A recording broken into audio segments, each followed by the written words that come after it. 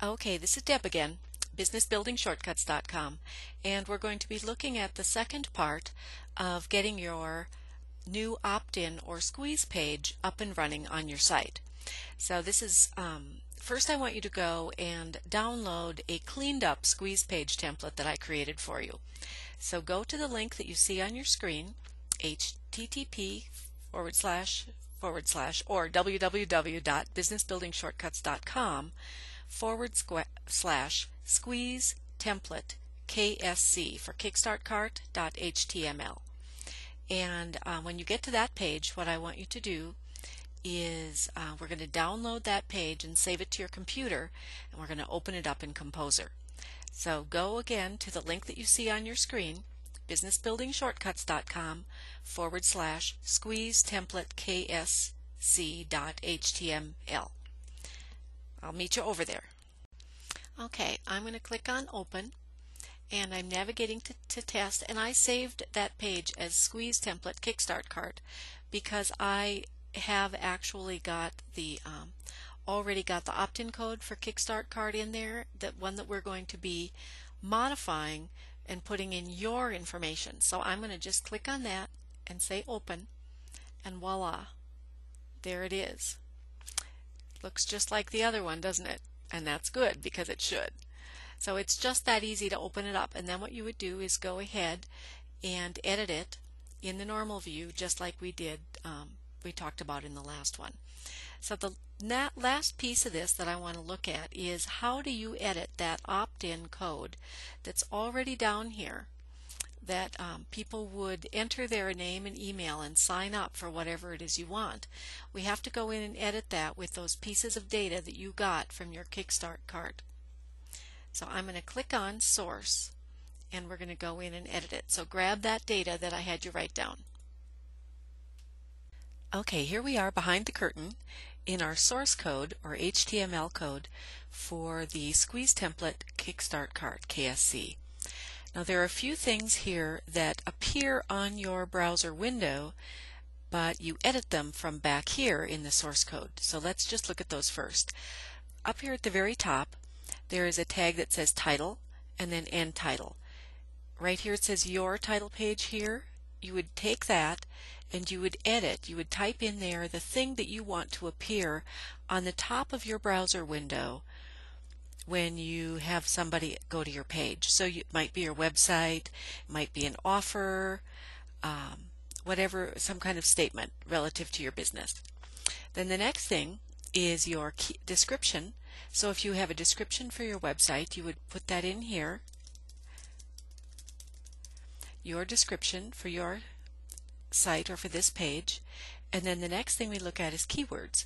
So right in here where it says your keywords here, you would take that out and enter in like this with word, comma, word, comma, word, comma, or phrase, the keywords that you want to have Google look for on your page.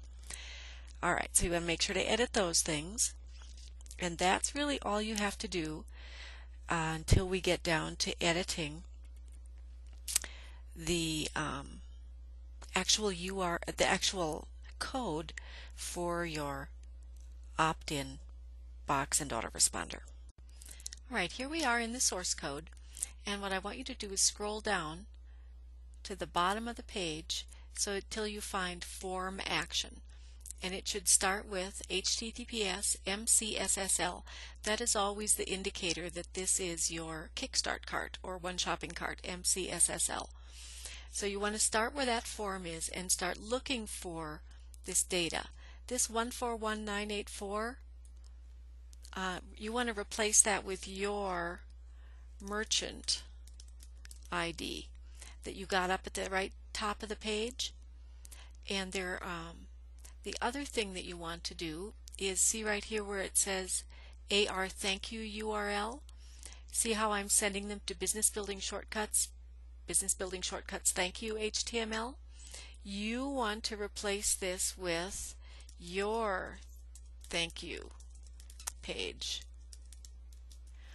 And this should be your URL.